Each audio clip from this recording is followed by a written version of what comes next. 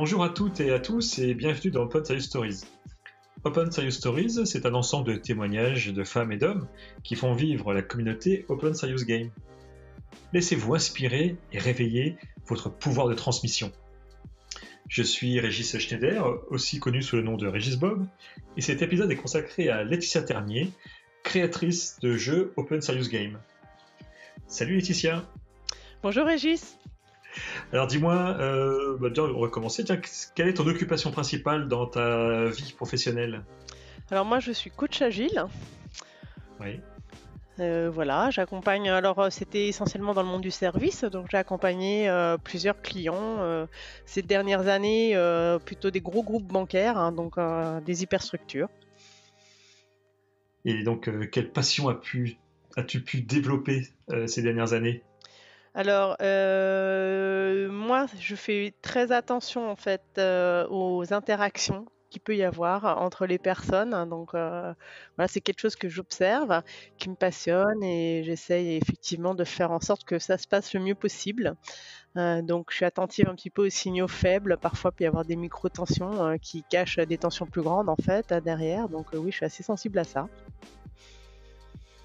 Eh ben, tiens, dis-moi, pour en savoir plus sur toi, quels sont les différents hashtags que tu aimerais bien t'offrir pour te définir? Ah, dans Open Science Game, on aime bien commencer tout par les hashtags. Alors, plaisir, Ouais. harmonie, Mhm. Un petit dernier. challenge. Ben, c'est prometteur, très bien. Merci Laetitia. Maintenant, on va parler peut-être d'Open Science Game et toi. Est-ce que tu peux nous rappeler quelle est ta première expérience avec Open Science Game? Oui. Alors, on est en train de préparer un nouvel Open Serious Game avec toi, justement, pour un Agile Tour. Je ne sais plus lequel exactement.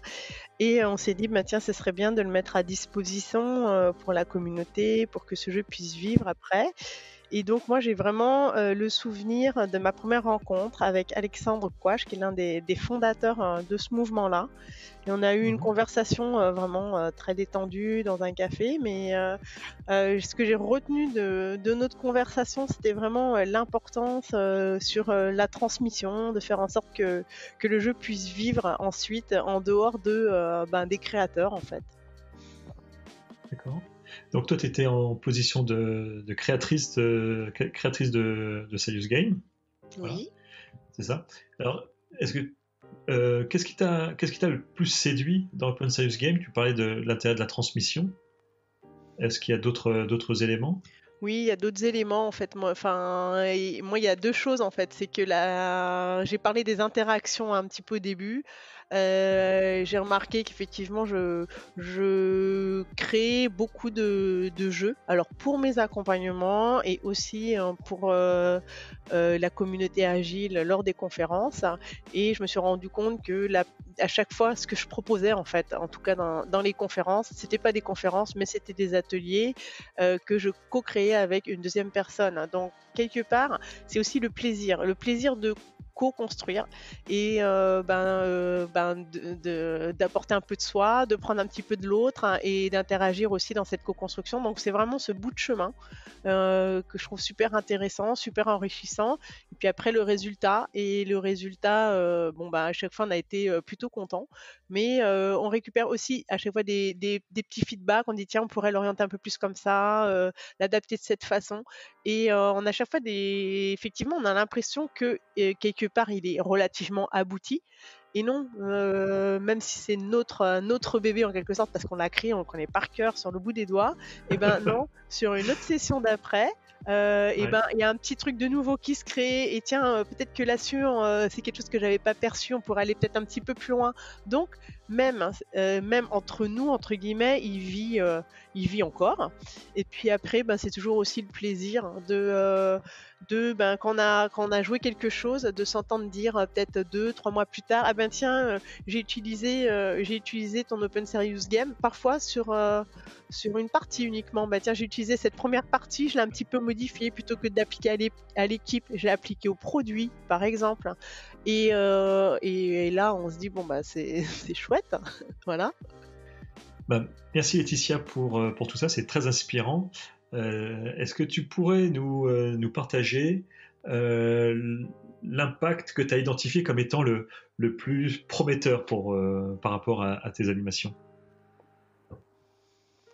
Alors, je sais pas si on peut parler d'impact, mais en tout cas, je voulais partager une expérience agile en vidéo, par exemple, hein, où quelque part on utilise le monde, la métaphore du monde du cinéma pour expliquer ce que c'est que Scrum. Et on est complètement dans le monde de la métaphore quasiment tout le long. Donc là, on a quelque chose de très, très énergisant. Et les participants jouent le jeu à fond. Il y a des choses incroyables qui ont été créées en très peu de temps. Et après, il y a ce moment de cassure où on les fait revenir sur Terre en disant bah, quel lien vous faites en fait avec votre vie de tous les jours, votre travail du quotidien. Et là, c'est une autre énergie. Donc, il y a l'énergie presque, on est quelque chose d'un peu plus ludique, on se lâche. Et puis, il y a l'énergie de, ok, maintenant prenons du recul, on est sur un autre niveau de réflexion. Et là, ça fait sens. Hein, et ces deux énergies-là, elles se complètent. Donc, je trouve ça intéressant. Et après, je me suis rendu compte que au moment enfin, une fois qu'on a joué ce jeu, en fait, les gens viennent nous voir. Et c'est là qu'en fait, le pouvoir de transmission vraiment se crée, en fait. On donne envie aux gens, les gens ont des idées et là ils viennent nous voir, on dit mais si allez-y, c'est libre, faites-le, essayez. Et souvent il y a ce petit truc autour de l'autorisation, c'est-à-dire que les personnes, on a vu souvent dit mais est-ce que tu crois que je peux faire ou je peux essayer, je pourrais l'adapter, est-ce que mais oui, vas-y, autorise-toi, essaie-le. Il n'y a que comme ça que il y a que comme ça que tu sauras si ça marche, et puis il n'y a pas forcément beaucoup de risques. Donc c'est marrant parce qu'on voit souvent des personnes qui sont fortement intéressées.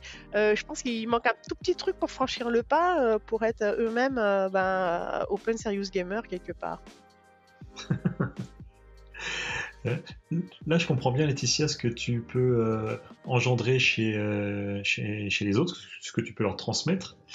Est-ce que tu as déjà identifié ce que Open Serious Game en général a pu t'apporter à toi-même? À moi-même, en fait, moi-même, je me suis désinhibée, en fait. J'avais un peu une croyance peut-être un peu limitante qui disait, mais est-ce que ce que je fais, est-ce que c'est intéressant, est-ce que ça peut intéresser d'autres personnes, et pourquoi je voyais pas trop l'intérêt de le rendre public, et je me suis désinhibée par rapport à ça. Donc oui, en fait, si ça a été intéressant dans mon contexte, ça peut être intéressant pour quelqu'un d'autre, et ce quelqu'un d'autre peut même l'adapter par rapport à son propre contexte. Donc moi, ça m'a vraiment, ça m'a donné un petit peu, justement, ce pouvoir d'autorisation, cette puissance en fait. Je me dis tiens, bah oui en fait, je peux très bien le mettre à dispo aux autres personnes, et ça peut être transmis d'une autre façon. D'accord. Bah tiens, et dis-nous aujourd'hui, là, dans ton parcours Open Serious Game, t'en es à combien de jeux créés?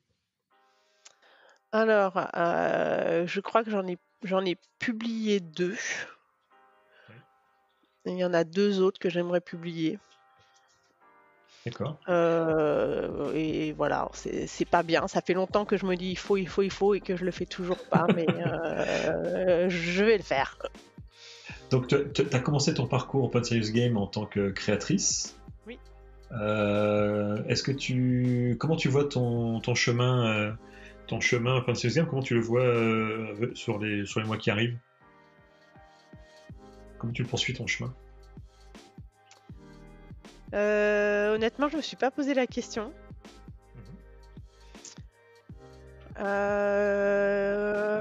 En tout cas, moi j'aime bien l'idée, toujours autour un peu de cette autorisation là. J'ai fait un dernier, j'ai co-créé un dernier jeu là avec Béatrice Kreng à Agile Tour Grenoble tout récemment. Et voilà, je me dis, est-ce que tu voudrais rentrer dans la communauté? Est-ce que ça pourrait pas t'intéresser? Et je pense à une autre collègue aussi qui a jamais osé sauter le pas quelque part des conférences. Donc ouais, je l'imagine comme ça, plutôt donner envie à d'autres de se lancer. D'accord. Ok. Très bien. Merci. Merci, Laetitia. Tiens, alors, on va aller vers la conclusion de cet entretien. J'ai une petite question. Alors, bon, on se connaît bien, donc je vais quand même le dire là. Tu sais que j'ai 2 enfants qui ont 10 et 11 ans. Comment tu pourrais leur expliquer Open Serious Game? Hmm. Je leur dis que Open Serious Game, hein, c'est une façon de travailler qu'offre un cadre qui est amusant et du coup on oublie que c'est du travail. Et donc on se libère et on gagne en performance. Alors, du coup, la performance, je sais pas si ça parle, hein. J'ai un enfant de 11 et 12 ans, je pense pas. Mais je dis en fait, comme on apprend en s'amusant, on se rend même pas compte qu'on apprend, mais on apprend vraiment et on devient encore meilleur. D'accord. Merci beaucoup, Laetitia, pour cet entretien. Je te souhaite un long chemin avec Open Serious Game. Ouais, merci Régis. Et à très bientôt. Oui, à bientôt.